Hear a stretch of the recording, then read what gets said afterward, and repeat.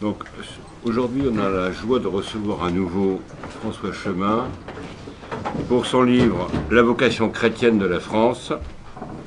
Alors je vous invite, ceux qui ne l'ont pas, à l'acquérir.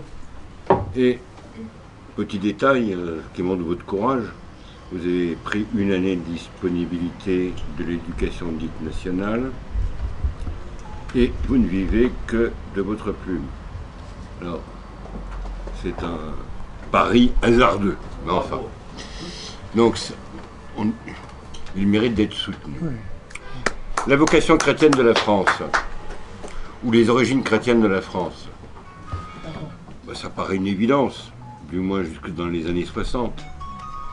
Il suffit de penser à certains personnages que certains politiciens ont ressortis au grand cri effrayé de toute la gauche et de la pseudo-droite. Malheureusement, notre pays a la haine de lui-même. Il y a quelques années, il y a même 8 ans, Albin Michel a sorti un gros livre sur l'islam de France. Entreprise de propagande pour montrer que la France avait aussi des racines islamiques. Et ce livre largement subventionné et 300 pages d'extrait du livre envoyés gracieusement à tous ceux qui tenaient une revue. Aujourd'hui, la Hongrie, dans sa constitution, rappelle le symbole qu'est la Sainte Couronne. Malheureusement, pour la plupart des Français, la France, qu'est-ce que c'est? C'est les droits de l'homme, la République, des valeurs abstraites, universelles. Mais il n'y a pas être en lien avec la vocation chrétienne de la France.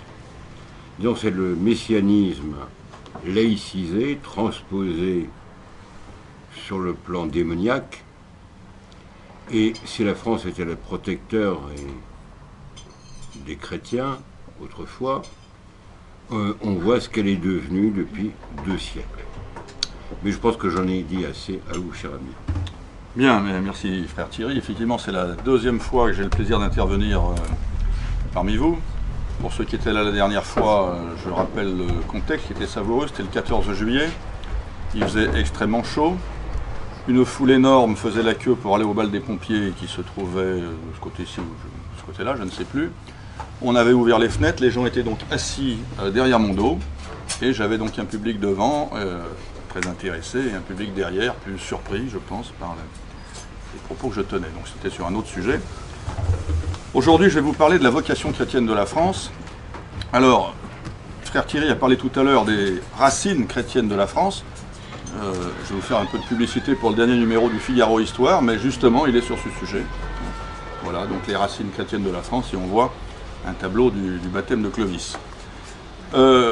En parlant de la vocation chrétienne de la France, je ne vais pas seulement parler de ses racines, je vais bien sûr en parler, mais c'est 1500 ans d'histoire de France que je vais balayer dans une vision dynamique pour montrer que cette relation de la France, et j'aurais même dû appeler ce livre la vocation catholique de la France, cette relation de la France à l'Église catholique explique, rythme toute son histoire, l'explique et explique même ce que nous sommes devenus aujourd'hui. Aussi paradoxal cela soit-il, comme l'a montré frère Thierry, une sorte de renversement démoniaque de notre vocation profonde, mais qui est quand même liée à celle-ci. Alors je voudrais remonter à une interpellation de Jean-Paul II. Alors, pour certains d'entre nous, ça fait 1980, moi j'ai l'impression que c'est hier. Voilà, donc pourtant ça fait déjà 37 ans. Donc Jean-Paul II au Bourget qui avait ainsi interpellé la France. France, fille aînée de l'Église, es-tu fidèle aux promesses de ton baptême? France, fille aînée de l'Église et éducatrice des peuples, es-tu fidèle pour le bien de l'homme à l'alliance avec la sagesse éternelle? Alors, on peut se poser effectivement la pertinence d'une telle affirmation aujourd'hui dans le contexte qui est le nôtre, hein, où encore aujourd'hui Madame Vallaud-Belkacem interpellait le pape en expliquant je cite, qu'il est un fou, non, qu'il est atteint de folie mensongère. Voilà. Donc, ah bon? Ouais, ouais. Voilà. Alors, la France a-t-elle des raisons de mériter le titre de fils aîné de l'Église, a-t-elle encore des raisons? Quelles sont les promesses qui ont été faites à l'occasion de son baptême? Et cette aînesse dans l'Église peut-elle expliquer certains traits spécifiques de notre pays? Alors vous le savez, je suis professeur d'histoire, je vais avoir tendance à aborder les choses d'un point de vue historique. Ce ne sera pas de l'histoire très savante, ce sera de l'histoire, je dirais, vulgarisée. Non pas que vous soyez des gens vulgaires, mais voilà, on ne peut peut-être pas rentrer dans tous les détails. Je vais simplifier, voilà. Donc mon objectif, ça va être de présenter, pour ceux qui ont fait de la statistique, un trend. Vous savez, à partir d'un nuage de points, on arrive à définir une courbe, hein, et de montrer qu'effectivement, on part d'un endroit pour aller vers un autre. Alors après, on peut toujours, en regardant tel ou tel point, dire « ben non, mais monsieur Chemin, c'est pas exactement comme ça que ça s'est passé ». Mais mon sujet ne va pas être de discuter de tel ou tel point, ça va être de montrer le trend, c'est-à-dire cette grande perspective qui, en 15 siècles d'histoire, a fait effectivement la vocation chrétienne, la vocation catholique de notre pays. Alors je voudrais tout d'abord montrer que cette vocation chrétienne, cette vocation catholique, donne toute sa cohérence à notre histoire nationale. Il faut peut-être rappeler tout d'abord que si la France a été appelée fille aînée de l'Église, elle ne s'est jamais auto-proclamée fille aînée de l'Église. C'est plutôt une sorte de mission à laquelle la papauté, régulièrement, l'a rappelée, la France essayant d'échapper à cette responsabilité. Ce n'est pas le Gott mit uns des ceinturons allemands. Les Français n'ont jamais proclamé nous sommes les élus de Dieu. Hein. Alors, on a en 1239 une lettre du pape Grégoire IX à Saint-Louis, qui lui a écrit « Dieu choisit la France de préférence à toutes les autres nations de la terre pour la protection de la foi catholique et pour la défense de la liberté religieuse. Pour ce motif, le royaume de France est le royaume de Dieu. Les ennemis de la France sont les ennemis du Christ. » Donc s'il faut retenir, enfin il faut retenir beaucoup de choses, mais notamment dedans, il faut retenir cette idée que la France est la protectrice de l'Église. Pour le pape, la France est la protectrice de l'Église. Beaucoup plus près de nous, en 1879, le pape Léon XIII déclare « La France eut l'honneur d'être appelée fille aînée de l'Église parce que les Français ont surtout signalé leur vertu en défendant par toute la terre le nom catholique, en protégeant la foi chrétienne, en délivrant et protégeant les lieux saints de Palestine. » Donc la France, on aura l'occasion d'en reparler, mérite d'être appelée fille aînée de l'Église parce qu'elle a eu un rôle décisif, un rôle essentiel dans les croisades. Certes, des Allemands, des Anglais, des Espagnols ont participé aux croisades, mais le gros bataillon des croisés, ça a été des Français. Pie X, en 1905, va, fille aînée de l'Église, nation prédestinée, vase d'élection, va porter, comme par le passé, le nom de Dieu devant tous les peuples et tous les rois de la terre. Donc là, la France mérite d'être appelée fille aînée de l'Église à cause de son rôle, ou grâce à son rôle, tout à fait essentiel dans les missions. Hein. Il faut savoir qu'à peu près les 2/3 des missionnaires qui ont été recensés aux diverses époques, qui sont partis en Extrême-Orient, en Afrique, etc., ont été des missionnaires français. On ne le sait pas assez, 2/3. Pie XI, 1922. Les pontifes romains ont toujours, au cours des siècles, comblé des marques particulières de leur affection paternelle, la France, justement, appelée la fille aînée de l'Église. Pie XII, 1937, parlant à Notre-Dame de Paris. La vocation, la mission religieuse de la France, mes frères, cette cathédrale même ne lui rend-elle pas témoignage? Et donc là, ça fait allusion à ce blanc manteau d'église et de cathédrale dont parlait le moine clunisien Raoul Glaber dans ses chroniques de l'an 1000. Hein. Et effectivement, beaucoup plus près de nous, l'écrivain Jean Daniel, qui n'était pourtant pas chrétien, disait que pour lui, quand il arrivait en France, ce qui le frappait, c'était ce blanc manteau d'église et de cathédrale qui témoignait véritablement de la catholicité de la France. Bon, alors on note que ces messages pontificaux se sont inscrits à diverses époques de notre histoire, mais surtout à partir du XIXe siècle. Hein. Depuis la Révolution française, il y a une sorte de rappel à l'ordre plus pressant par les papes de notre vocation à défendre l'Église. Alors, le pape parlait également des promesses. Jean-Paul II parlait des promesses du baptême de la France. la France, comme on le sait, est née du baptême de Clovis. Alors je vais vous citer le général de Gaulle, non pas que je veuille à tout prix prendre position par rapport à la personnalité du général de Gaulle, mais il se trouve qu'il a parlé du baptême de Clovis en disant « Pour moi, l'histoire de France commence avec Clovis, choisi comme roi de France par les tribus des Francs, qui donnèrent leur nom à la France. Avant Clovis, nous avons vécu la préhistoire gallo-romaine et gauloise. L'élément décisif pour moi, c'est que Clovis fut le premier roi à être baptisé chrétien. Mon pays est un pays chrétien, et je commence à compter l'histoire de France à partir de l'accession d'un roi très chrétien qui porte le nom des Francs. » Donc Charles de Gaulle faisait commencer la France au baptême de Clovis, et c'était exactement le cas jusqu'à la Révolution française. Au XIXe siècle, l'historiographie républicaine qui a tissé le roman national, notamment avec Michelet, a ressuscité le personnage de Vercingétorix, justement parce qu'il fallait ne pas faire commencer l'histoire de France avec Clovis et son baptême. Donc on est allé 500 ans plus tôt, on a parlé de Clovis, de Vercingétorix, qui a droit à quelques lignes dans la guerre des Gaules. Bon, c'est un personnage important, c'est un personnage qui a existé, mais il y a véritablement une volonté républicaine, anti-chrétienne, de promouvoir Clovis au détriment, sinon je vais y arriver, de promouvoir Vercingétorix au détriment de Clovis. Et de fait, vous allez me dire, il y a d'autres pays catholiques en Europe, mais la France est le seul pays qui ait 1500 ans de catholicité et qui soit resté catholique romaine tout le long. L'Espagne a 500 ans. Et avant la conquête musulmane, elle venait de retourner au catholicisme, elle avait été arienne. L'Italie a 150 ans. L'Allemagne a 140 ans. Et encore, elle était longtemps majoritairement protestante. L'Angleterre est anglicane, etc. Donc la France est le seul pays d'Europe qui ait 1500 ans d'existence et catholique sans discontinuer. Alors, on sait tous que Clovis a été baptisé par l'évêque de Reims, Rémy, hein, et dans son testament de Saint-Rémy,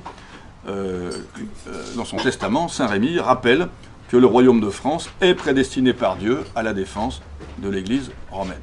J'en reviens à cette idée essentielle. De fait, il me semble que la France, l'existence même de la France, a été voulue, encouragée par l'Église catholique pour sa défense. Le pape Pélage II, qui a gouverné l'Église de 579 à 590, écrivait « Ce n'est pas en vain, ce n'est pas sans une admirable disposition que la Providence a placé la catholique France aux portes de l'Italie et non loin de Rome. C'est un rempart qu'elle ménageait à elle deux. » Donc l'idée de Pélage, c'est que la présence de la France, pas très loin de l'Italie, mais pas trop près non plus, c'était un bouclier, c'était un rempart. Hein. Le rôle de la France, c'était de venir protéger Rome, sans être trop près d'elle, pour ne pas trop empiéter sur sa liberté. De fait, au tout début du Moyen-Âge, la situation pour Rome est complexe. Donc on a un effondrement, comme vous le savez, de l'Empire romain d'Occident. Rome est menacée de tous côtés. Au nord, par les invasions germaniques, les Goths, auxquels succéderont les Lombards. Au sud, par les invasions musulmanes. Hein, il faut savoir que nos amis de la religion d'amour et de tolérance, qu'on a soi-disant gratuitement été asticotés au moment des croisades, ont attaqué l'Italie très tôt, hein, et qu'ils ont occupé des régions tout à fait centrales d'Italie, hein, dans le Latium, jusque vers l'an 1000. Hein, ils n'ont été délogés que vers l'an 1000, des vallées qu'ils occupaient à quelques kilomètres de Rome. Donc menace germanique, menace islamique, et puis il y avait l'Empire byzantin, qui n'était pas très tendre avec l'évêque de Rome. Il y a plusieurs papes qui ont été enlevés, emprisonnés, assassinés sur l'ordre de l'empereur byzantin, qui entendait être à la fois chef politique, mais également chef religieux, hein, qui n'entendait pas que l'évêque de Rome sorte de son autorité. Bon. On a eu une tentative de reconstitution de l'Empire d'Occident avec l'Empire de Charlemagne. Donc Charlemagne couronné empereur en 800. Son empire est disloqué à la fin du IXe siècle, mais renaît avec le Saint-Empire romain germanique. Ça va poser un double problème à la France et à l'Église. Et problème sur lequel la France et l'Église vont se retrouver unies pour essayer de le résoudre. Le premier problème que ça va poser, c'est est-ce que la France a vocation à faire partie du Saint-Empire romain germanique? La Gaule faisait partie de l'Empire romain d'Occident. La Francie occidentale faisait partie de l'Empire de Charlemagne. Or, avec le démantèlement de l'Empire de Charlemagne, se reconstitue un empire germanique, mais la partie qui correspond à la France n'en fait pas partie. Les empereurs germaniques trouveraient normal que cette ancienne partie de l'Empire revienne à l'Empire germanique. Bon, ça, c'est une question qui se pose à ce moment-là. Est-ce que la France a vocation à faire partie du Saint-Empire romain germanique? La deuxième question qui se pose, cette fois-ci c'est pour Rome, est-ce que dans la tradition des empereurs romains ou des empereurs byzantins, l'empereur germanique a vocation à être également chef religieux? Est-ce que le pape doit lui être soumis? Ou bien est-ce que le pape doit être une autorité religieuse indépendante? Voilà. Donc il y a un problème qui se pose. Les empereurs germaniques aimeraient pouvoir nommer les papes. Ils aimeraient que les papes leur obéissent. Ils aimeraient pouvoir déposer les papes qui leur sont opposés. Et on va voir que dans cette occasion, dans cette période primordiale, eh bien, la France et l'Église vont être d'accord, vont faire équipe pour faire exister la France, qui va permettre à l'Église de faire barrage aux prétentions religieuses des empereurs germaniques. J'espère que je suis clair, mais c'est tout à fait essentiel. Donc, la question va se poser de manière très pressante en 987, lorsque le dernier roi carolingien de France, ne parlait pas encore de la France, mais pour faire simple, on va dire ça, qui s'appelait Louis V, meurt. À ce moment-là, on dit, certains disent, il faut que la France fasse désormais retour au Saint-Empire romain germanique. L'évêque même de Reims, qui s'appelait Adalbéron, qui avait charge de couronner, de sacrer le roi de France, dit bon, maintenant ça va bien, la France va faire partie du Saint-Empire romain germanique. Et il s'oppose donc à ce que Hugues Capet soit nommé roi de France. Le roi Hugues Capet va faire arrêter Adalbéron, le faire juger et l'obliger à reconnaître qu'il est bel et bien le roi de France et à le sacrer. Donc on va voir effectivement avec Hugues Capet, on va voir entériner cette idée que la France n'a pas vocation, n'a plus vocation à faire partie d'un empire européen unifié sous l'autorité d'un empereur, mais qu'elle a vocation à être un royaume indépendant. Et les légistes du roi vont inventer cette formule, le roi est empereur en son royaume. Il n'y a personne au-dessus du roi de France. Et ça, c'est l'Église qui va l'encourager, notamment les papes issus de l'abbaye de Cluny, Grégoire VII et Urbain II. Grégoire VII qui est connu pour sa lutte, querelle des investitures, pour sa lutte contre les prétentions religieuses des empereurs germaniques. On va voir à cette époque, à partir du XIe siècle, un combat main dans la main des rois de France soutenus par l'Église pour être indépendants des empereurs et de l'Église soutenue par les rois de France pour être, d'un point de vue religieux, indépendante des empereurs. C'est tout à fait central, cette idée-là. La France et l'Église avaient intérêt à s'épauler mutuellement. Alors, ensuite, avançons un petit peu dans notre histoire, mais il n'est pas anodin, je pense, qu'au moment où le royaume de France, quelques siècles plus tard, atteint sa taille qui est à peu près la nôtre aujourd'hui et structure son État, et bien là on voit des cardinaux, des princes de l'Église.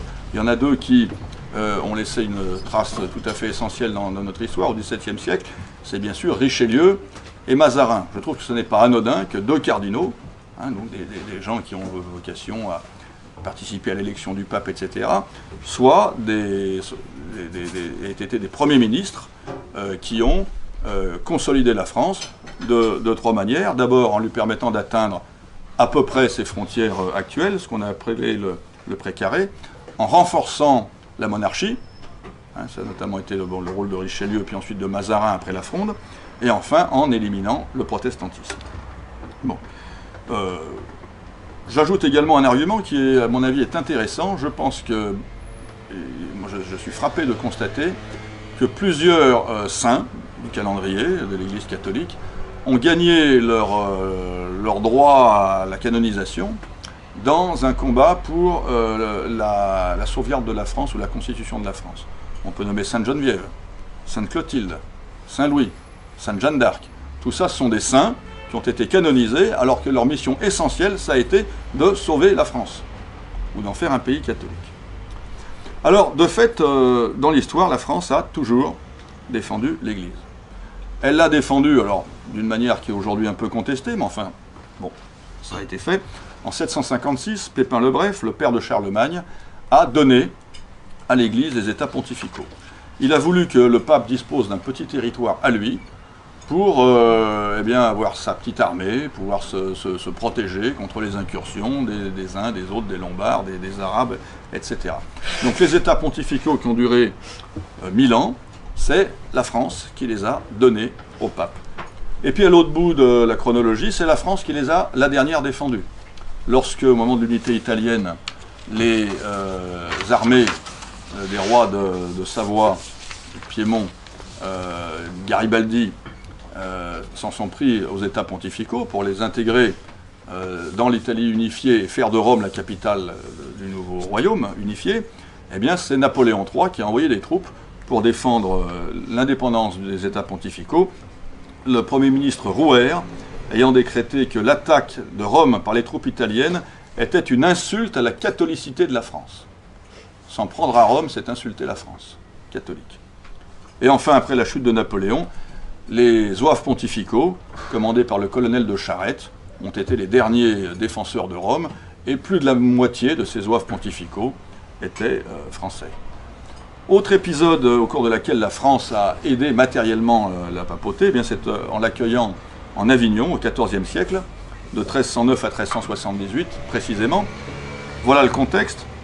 Donc le nord de l'Italie appartenait, au moins nominalement, au Saint-Empire romain germanique. Donc le Saint-Empire romain germanique arrivait aux portes de Rome et régulièrement les armées de ces empereurs attaquaient Rome pour enlever le pape, le déposer, le remplacer par un antipape, etc. Les cités italiennes également étaient partagées dans toutes les cités c'était le cas, entre deux factions, les Guelfes et les Gibelins. Il y avait des familles Guelfes qui défendaient l'indépendance du pape et de l'Église, et il y avait les familles gibelines qui étaient, elles, partisanes de la supériorité de l'empereur sur le pape. Et ça entraînait une multitude de guerres civiles. Et Rome elle-même était partagée entre des familles guelfes et des familles gibelines. Donc, à un moment où ça devenait invivable, eh bien, la France a accueilli, pendant 3/4 de siècle, la papauté en Avignon.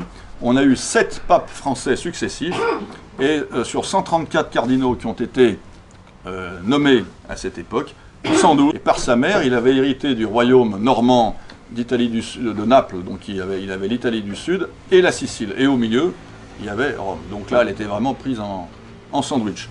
À la mort de Frédéric de Hohenstaufen, le roi Saint-Louis a demandé à son frère, sur les conseils du pape, donc son frère Charles d'Anjou, d'envahir les possessions des Hohenstaufen dans le sud de l'Italie et d'en faire un royaume français, entre guillemets, c'était donc le royaume angevin d'Italie. Et donc cette tenaille qui enserrait Rome a été brisée, hein, sa mâchoire sud a été brisée et est revenue à un prince français.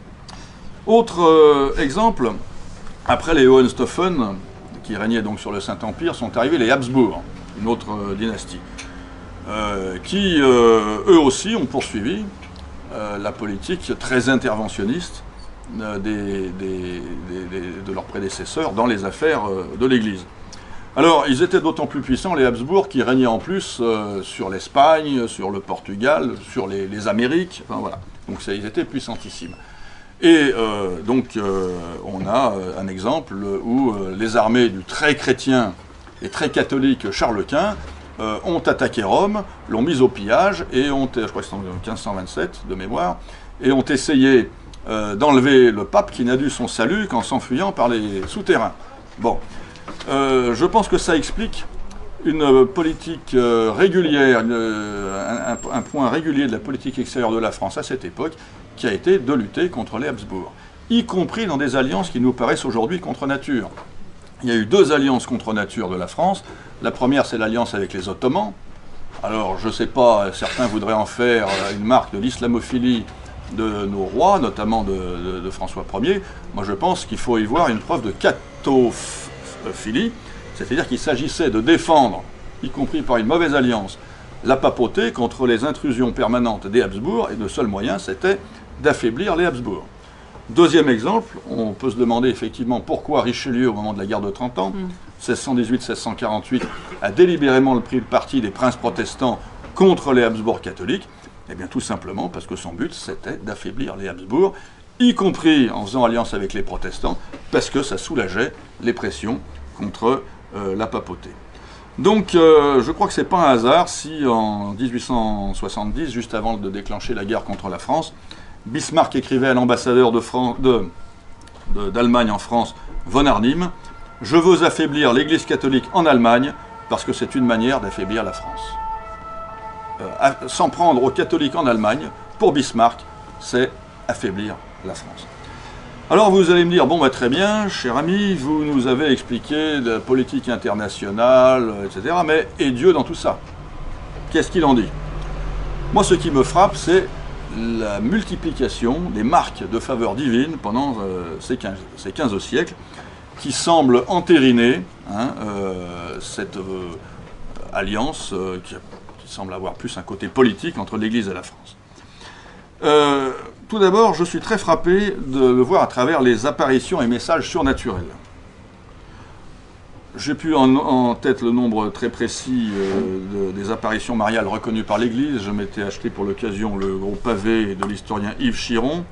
Mais j'ai pointé qu'un quart des apparitions mariales reconnues par l'Église depuis les origines du christianisme ont eu lieu en France.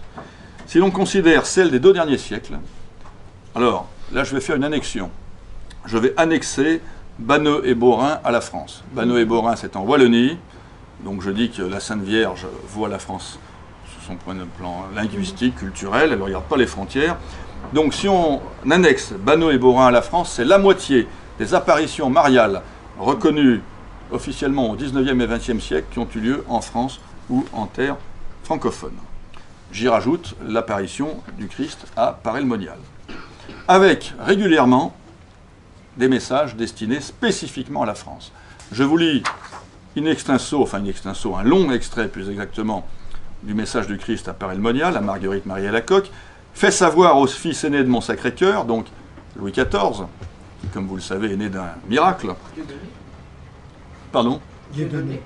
Oui, Dieudonné, voilà. Fait savoir au fils aîné de mon Sacré-Cœur, Louis Dieudonné, appelons-le comme ça, que, comme sa naissance temporelle a été obtenue par la dévotion au mérite de la Sainte Enfance, de même il obtiendra sa naissance de grâce et de gloire éternelle par la consécration qu'il fera de lui-même à mon cœur adorable. Il veut régner, donc mon cœur adorable, veut régner dans son palais, dans le palais Louis XIV, être peint dans ses étendards et gravé dans ses armes, pour le rendre victorieux de tous les ennemis de la Sainte Église. On est en 1689. 1689. Louis XIV n'a pas obtempéré. On est sous la Restauration, 1823, à Notre-Dame-des-Oiseaux, à Paris, oui, je crois que c'est à Paris. Donc une sœur a des locutions du Christ qui lui dit « La France est toujours bien chère à mon divin cœur, et elle lui sera consacrée, mais il faut que ce soit le roi lui-même qui consacre sa personne, sa famille et tout son royaume à mon divin cœur, et qu'il lui fasse, comme je l'ai déjà dit, élever un autel comme on en a élevé un en honneur de la Sainte Vierge. Je prépare à la France un déluge de grâce lorsqu'elle sera consacrée à mon divin cœur. » Bon, on est sous le règne de Louis XVIII, qui, entre parenthèses, je vous le signale, est le seul roi de l'histoire de France qui n'ait jamais été sacré. Bon, je ne pense pas qu'il ait été travaillé par le feu sacré, donc il n'a pas, lui non plus, fait consacrer la France au Sacré-Cœur, et vous connaissez la suite. Donc, voilà pour les messages du Christ. Maintenant, passons au message de la Vierge. À la Salette, en 1846, la France a corrompu l'univers. Un jour, elle sera punie. La foi s'éteindra dans la France. J'en saute un peu. Puis, après cela, les nations se convertiront, la foi se rallumera partout. Paris, cette ville souillée de toutes sortes de crimes, périra infailliblement. Vous comprenez pourquoi j'habite à Lyon. Pellevoisin, 1876. Je te tiendrai compte des efforts que tu as faits pour avoir le calme. Ce n'est pas seulement pour toi que je te le demande, mais aussi pour l'Église et pour la France. La France, que n'ai-je pas fait pour elle? Que d'avertissements, et pourtant elle refuse d'entendre. Je ne peux plus retenir mon fils. L'île Bouchard, 1947, alors qu'on était à deux doigts d'une insurrection communiste. Les préfets avaient mobilisé la troupe. On s'attendait à une insurrection et une invasion soviétique. Dites aux petits-enfants de prier pour la France car elle en a grand besoin.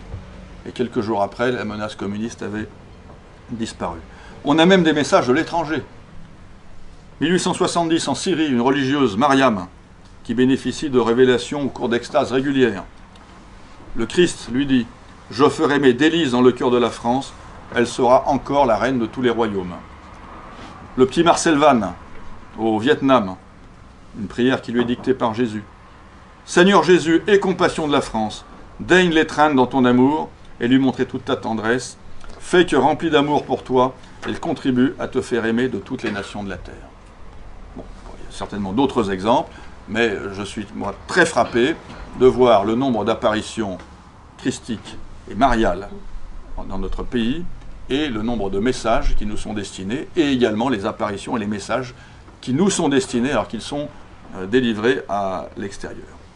Il y a également des messages qui sont révélés en France, mais qui concernent toute l'Église, le Sacré-Cœur de Jésus, à Paray-le-Monial, et l'Immaculée Conception, rue du Bac et à la Salette. Donc ça, voilà, c'est un premier point qui me semble manifester la faveur divine sur notre pays. Je suis également frappé par ce que j'appellerais des miracles politiques. Alors il y en a qui sont connus, il y en a qui sont moins connus. Vous avez tous entendu parler de la bataille du pont Milvius, où donc le futur empereur Constantin triomphe de son adversaire à 1 contre 3 aux portes de Rome. Son adversaire, donc pour son rival pour le trône impérial. Et donc il a entendu, il aurait eu cette vision dans le ciel, le chrisme, avec cette phrase « Par ce signe tu vaincras ». Il a fait dessiner le chrisme sur tous les boucliers de ses soldats, et dans le lendemain, la victoire a été totale. Il faut savoir, et ça c'est pas de la légende dorée, c'est les travaux d'une femme qui a consacré, une chercheuse au CNRS, qui est décédée maintenant, mais qui a consacré sa vie à ce genre de recherche. Son nom m'échappe, mais vous l'aurez dans le livre. Cette femme a mis en évidence que, très vraisemblablement, la conversion de Constantin était antérieure à la bataille du pont Milvius, et qu'elle aurait eu lieu à Saint-Denis. J'explique en deux mots ce que c'était que Saint-Denis. Saint-Denis était appelé l'ombilique spirituel des Gaules. C'est dans ce qu'on appelle la plaine du Landy, entre Montmartre et Saint-Denis, deux collines. Il y avait donc une plaine où se réunissaient les druides de toutes les Gaules pour leurs cérémonies. C'est pour ça que Saint-Denis et ses compagnons rustiques et éléutaires sont venus chercher le martyr à cet endroit. Saint-Denis venant d'Athènes, il est venu chercher le martyr à cet endroit parce que c'était un haut lieu religieux pour les Celtes.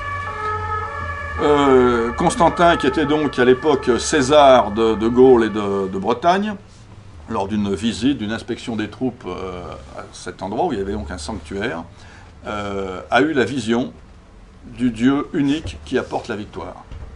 Et ce n'était pas un mystique, Constantin, c'était un pragmatique, comme l'étaient les Romains.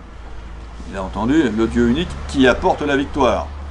Au moment de la bataille du pont Milvius, son adversaire avait célébré des sacrifices aux dieux païens.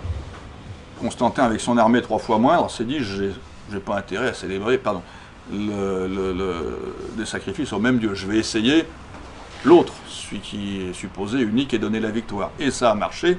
Et de manière très pragmatique, il a décidé derrière lui qu'il fallait promouvoir cette religion jusqu'à ce qu'elle devienne la religion unique. Donc il y a un double miracle en fait. Il y a la bataille du pont Milvius, mais avant le pont Milvius, il y a la conversion de Constantin à Saint-Denis. Et c'est pour ça que le 9-3, comme on dit aujourd'hui, est essentiel dans notre identité chrétienne et catholique. Hein, et est-ce que vous savez le sens de la devise, enfin pas la devise, le cri de guerre Montjoie-Saint-Denis? Eh bien c'est une vieille, ça vient du vieux germanique, hein, ça vient de Mungau, qui voulait dire protège le pays. Mungau Saint-Denis, protège ce pays Saint-Denis. Voilà. Donc le 9-3, c'est sacré. On se battra pour lui. Bon. Deuxième miracle, la bataille de Tolbiac, où Clovis donc, a eu cette révélation qu'il pourrait remporter la bataille s'il se convertissait au dieu de Clotilde, son épouse, et donc il a remporté cette bataille. Je précise, il y a une très belle expression qui est utilisée par les savants actuels qui travaillent sur ces questions. On appelle ça la théologie de la victoire. Moi, je trouve ça très beau, cette notion de théologie de la victoire. J'aime bien. La bataille de Poitiers, donc depuis 632, mort du prophète Mahomet, enfin prophète pour les Arabes, pour les musulmans, de 632 jusqu'à 732, donc pendant 100 ans, les Arabes ont connu une conquête ininterrompue, hein, le Moyen-Orient, l'Égypte, la Syrie, l'Afrique du Nord, l'Espagne, le sud de la France. Ils sont restés quand même longtemps dans les Maures, également dans la vallée de la Maurienne, hein, mais ils sont stoppés pour la première fois à Poitiers en 732 par Charles Martel, donc en France. Hein, la France est le premier pays qui a stoppé l'invasion islamique. Charles Martel qui avait consacré son armée à la Sainte Vierge et qui a fait don de son épée au mont Saint-Michel, donc à Saint-Michel, et donc elle est partie au mont Saint-Michel. Et j'ai découvert récemment, vous avez peut-être reçu comme moi la même neuvaine pour la France, que l'épée de Jeanne d'Arc serait peut-être, d'après certaines traditions, l'épée de Charles Martel. Bon, ça c'est pas prouvé, mais enfin, certains le supposent. Bon. Jeanne d'Arc, donc, qui meurt en 1431, et peu de temps après sa mort, eh bien, la guerre de 100 ans, qui, comme vous le savez, a duré 116 ans, s'achève. Et là aussi, que cette guerre qui a duré si longtemps et qui a été marquée par tant de déboires pour notre pays s'achève aussi peu de temps après le martyre de la Sainte, eh bien, on peut certainement y voir une marque tangible de l'affection de Dieu pour la France. Je parlais tout à l'heure de la naissance de Louis XIV, c'est aussi un miracle tout à fait marquant. Donc Louis XIV qui est considéré, à tort ou à raison, comme le plus grand roi de France. Vous vous souvenez que Louis XIII est marié à Anne d'Autriche depuis 25 ans, il n'avait toujours pas d'enfant. Donc on commence à désespérer. Apparition de la Vierge et de Jésus au moine Fiacre, lui annonçant la naissance d'un dauphin si une neuvaine était effectuée. Et donc, au terme de la neuvaine, la reine, qui était stérile depuis 25 ans, eh bien, découvre qu'elle était enceinte. Donc là aussi, vous ne m'en voudrez pas, chers amis, chers frères, je vais encore citer le général de Gaulle, c'est pas que je vous fasse de la publicité pour cet homme, mais il se trouve que c'est très intéressant ce qu'il a dit. En 1959, de passage à Rome, devant les religieux, il visite un monastère et il a déclaré « Notre pays ne serait pas ce qu'il est s'il n'était d'abord un pays catholique. Les Françaises et les Français religieux, je prends acte de ce que, servant Dieu, ils servent aussi notre patrie. Je pense que si Dieu avait voulu que la France mourût, ce serait fait. Il ne l'a pas voulu. Elle vit, l'avenir est à elle. » Je crois que ça résume admirablement la question. Je citerai également le cardinal Baronius, César Baronius au XVIIe siècle, qui a écrit « Malgré les crimes de ses rois, le royaume de France n'a jamais passé sous une domination étrangère, et le peuple français n'a jamais été réduit à servir d'autres peuples. C'est cela qui a été accordé par la promesse divine aux prières de Saint-Rémy. » Bon, alors j'ai pris quelques exemples, on pourrait certainement les multiplier, on a certainement tous en tête cette résurrection miraculeuse de notre pays dans les moments les plus noirs. Ben, on peut effectivement repenser à la défaite de 40 et 4 ans plus tard la libération, et on peut multiplier les exemples. Bon. Alors, et ce sera le troisième volet de mon exposé, je vais essayer de voir de quelle manière cette vocation chrétienne, cette vocation catholique de la France, explique ce que nous sommes aujourd'hui, même si, comme l'a dit tout à l'heure frère Thierry, ça peut être une explication de choses assez paradoxales. Alors tout d'abord, je crois que de manière très simple, le catholicisme marque totalement notre territoire. D'abord le symbole de notre pays, hein, quand on le monte, il y a la tour Eiffel, mais il y a aussi le Mont Saint-Michel, hein, ce qui symbolise la France d'un point de vue touristique, patrimonial. C'est un lieu religieux, c'est le Mont Saint-Michel, Saint-Michel étant en plus un protecteur de la France. Il y a également les clochers, le symbole de nos villages. Alors, je vais vous faire de la pub pour Mitterrand. Rappelez-vous sa publicité La Force Tranquille, sa campagne. Il posait devant un clocher. Hein. Voilà. Donc, c'est pas pour rien. Bon. Qu'est-ce qu'on vient visiter en France? Les touristes, vers quoi ils se bousculent? Les cathédrales, les abbayes, les églises du XIIe siècle, etc. Bon.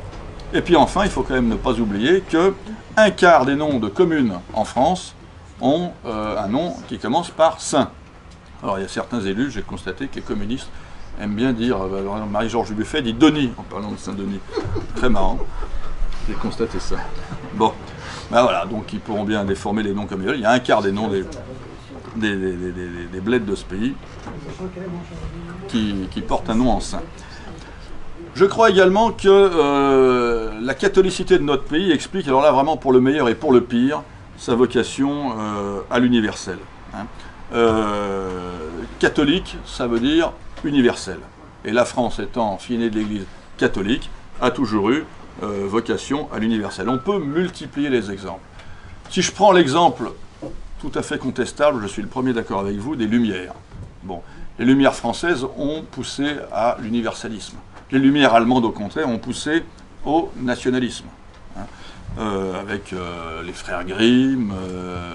Voilà. Pour le meilleur, il y a les croisades. Cet énorme élan des croisades, les Français ont été totalement plus que partie prenante.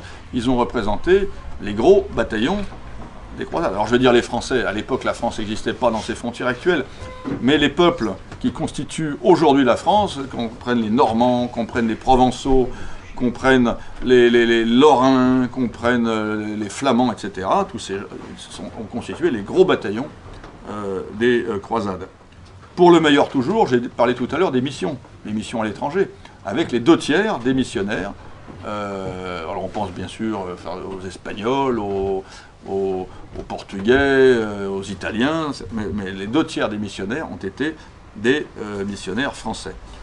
Pour le moins meilleur, on va dire, il y a les soldats de l'an 2. Bon, bah c'est vrai que là, il y a une autre forme de messianisme. On avait réinventé la République, on en a fait quelque chose de... On a sacralisé la République, la démocratie, et on est parti, tels des nouveaux croisés, tels des nouveaux missionnaires, porter cette bonne nouvelle-là au monde entier. De même, la Déclaration des droits de l'homme, alors on peut effectivement, et à très juste titre, en contester énormément. Il n'empêche que si on la compare au Bill of Rights anglais, que dit le Bill of Rights anglais en 1688? Il dit « les Anglais ont des droits ». Que dit la Déclaration des droits de la Constitution américaine? Il dit « les Américains ont des droits ». Que dit la Déclaration des droits de l'homme? Il dit « tous les hommes ont des droits ». La Déclaration française, elle pense aux Français, pas plus qu'aux Chinois, aux Patagons ou aux Zoulous. Alors que les Anglais, ils pensent aux Anglais, et les Américains, ils pensent aux Américains.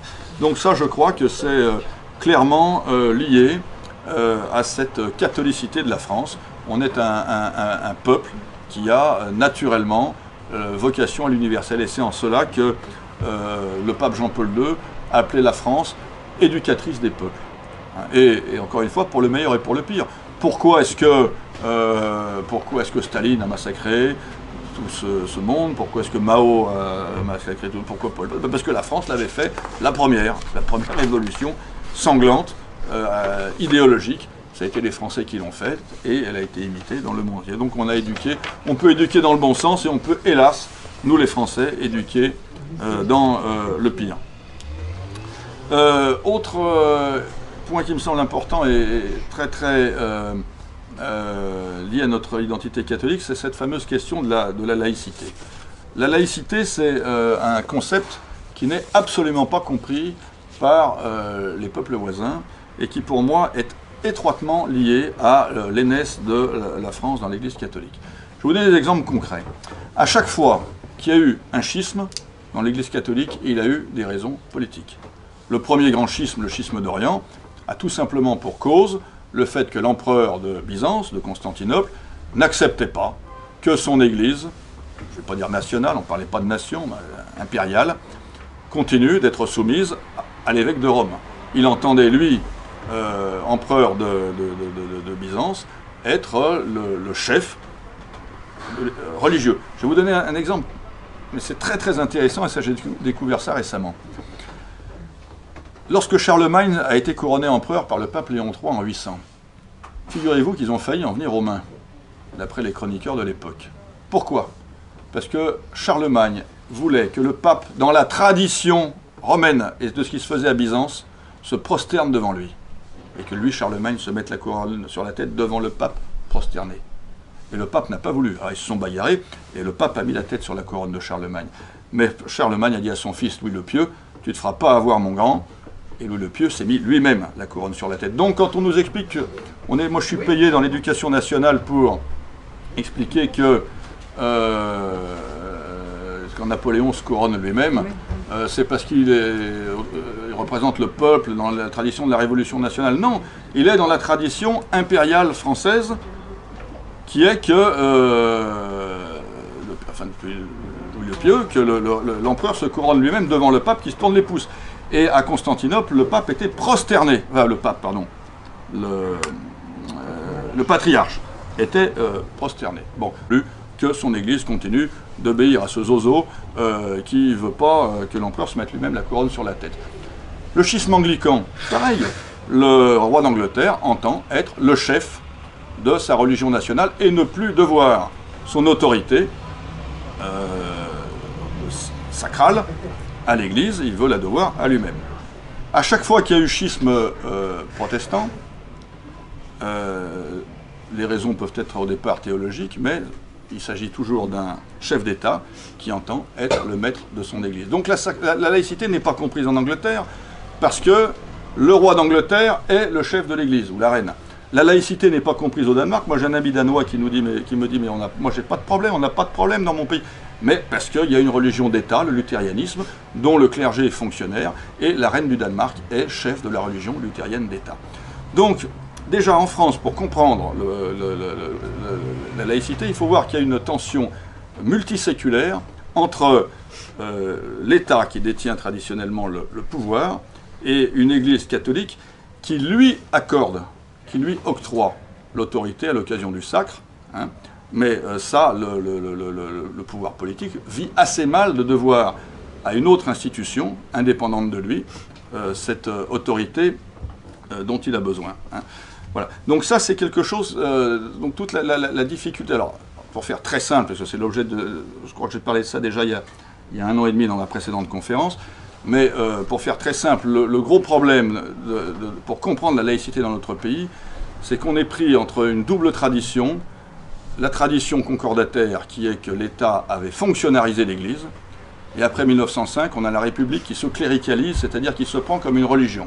Et on n'arrive pas à trouver la place exacte de l'Église, la juste place, hein, qui devrait être celle d'une autorité indépendante de l'État, hein, et qui est le droit de s'exprimer, et que l'État a le devoir de l'écouter. Bon, là, on est dans une querelle multiséculaire, mais tout simplement parce que la France n'a jamais réglé la question par un schisme, comme l'ont fait les pays orthodoxes, protestants et anglicans. Je ne sais pas si j'ai été clair, on pourra y revenir dans les questions, mais ça me semble essentiel. On ne peut pas comprendre la laïcité et les difficultés qu'elle a à être comprise si on ne se replonge pas dans l'histoire des relations entre la France, entre le pouvoir politique en France et l'Église catholique.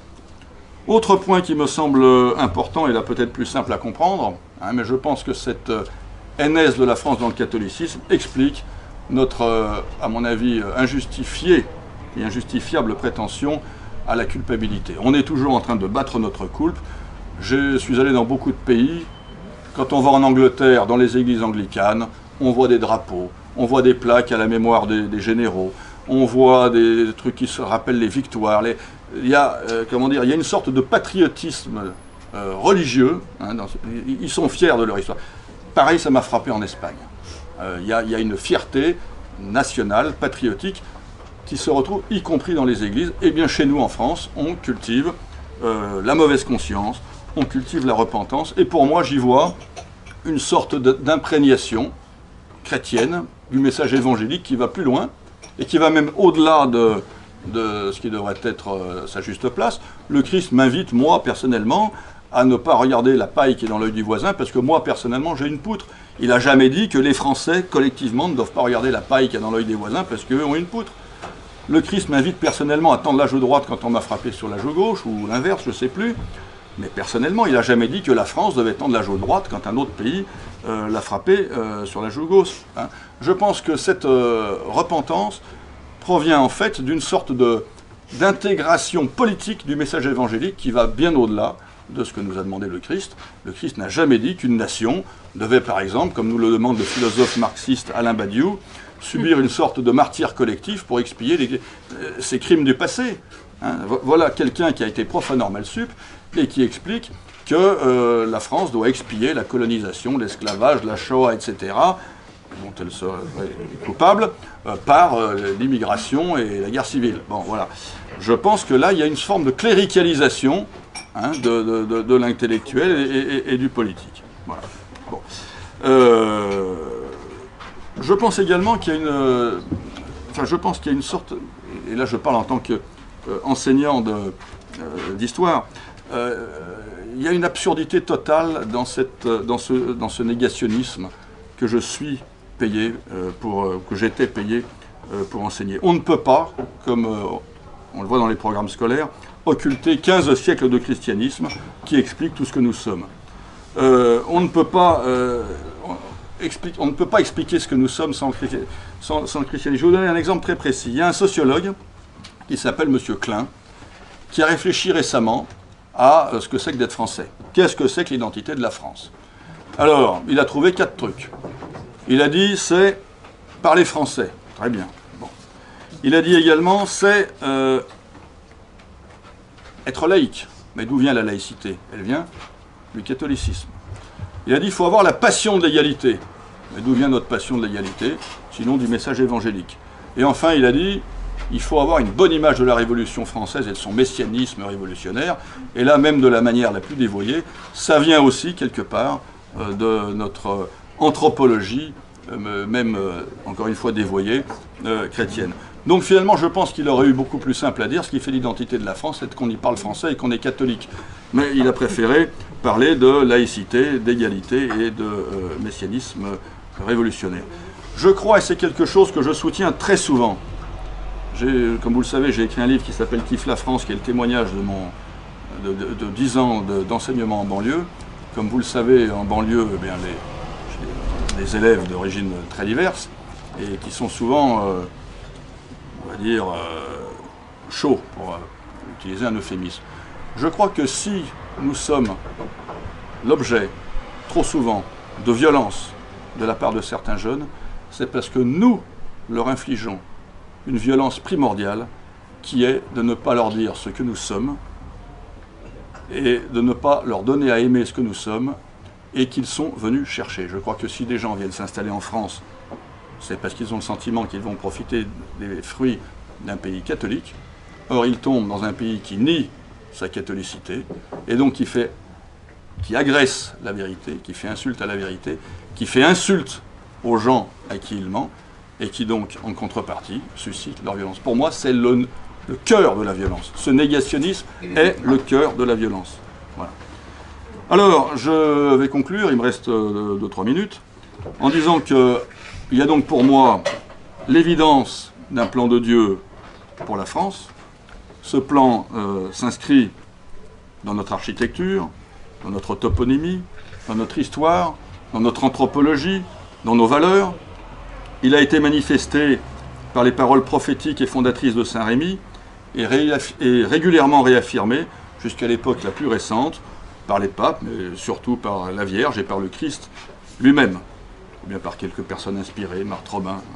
Voilà.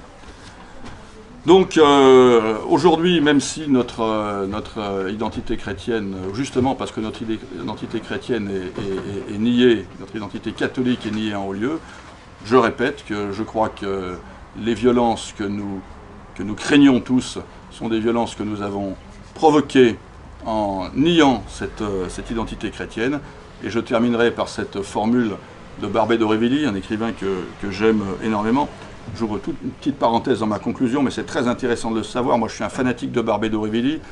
Eh bien, j'ai découvert que Barbey d'Aurevilly avait converti Léon Bloy, Léon Bloy a converti Maritain, Maritain a converti Péguy. Voilà, donc vous voyez un petit peu cette chaîne. Eh bien, Barbey d'Aurevilly s'adressant à Huysmans, Huysmans, écrivain décadent, proche de Zola, qui avait écrit un livre tellement décadent que Huysmans lui a dit vous n'avez plus le choix qu'entre le pied de la croix ou la bouche du pistolet. Huysmans l'a tellement pris au pied de la lettre qu'il a fini oblat bénédictin. Eh bien, je crois collectivement que nous, les Français, nous n'avons plus le choix qu'entre le pied de la croix ou la bouche du pistolet. Je vous remercie.